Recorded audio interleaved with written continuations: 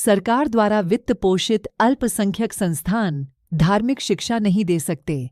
Supreme court ने बताया, supreme court का नियम है कि सरकार द्वारा वित्त पोषित कोई भी अल्पसंख्यक संस्थान धार्मिक शिक्षा प्रदान नहीं कर सकता है।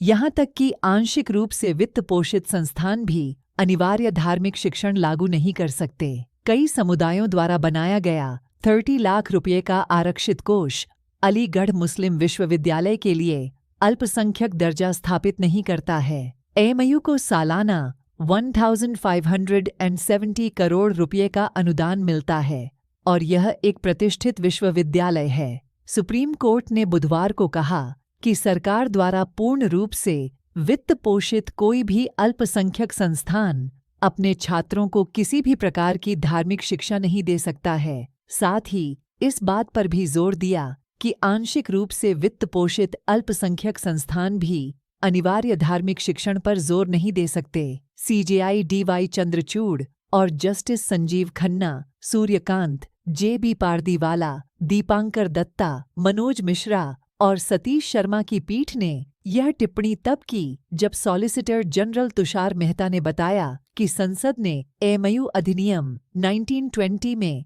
1951 के संशोधन के माध्यम से ऐसा किया था। विश्वविद्यालय में मुस्लिम छात्रों के लिए अनिवार्य धार्मिक शिक्षण को हटा दिया गया। एएमयू के पीछे मुसलमानों ने 1920 में अपना अल्पसंख्यक दर्जा छोड़ दिया। केंद्र सरकार ने मंगलवार को सुप्रीम कोर्ट को बताया कि जिन मुसलमानों ने अलीगढ़ मुस्लिम विश्वविद्यालय एएमयू की स्थापना के लिए ब्रिटिश सरकार के साथ पैरवी की थी, उन्होंने स्वेच्छा से इसके सांप्रदायिक चरित्र को त्याग दिया था और 1920 में एएमयू के पीछे के उद्देश्य और इरादे के रूप में इसके प्रशासन पर व्यापक सरकारी नियंत्रण को स्वीकार कर लिया था। राष्ट्रीय महत्व की एक संस्था की स्थापना करना था।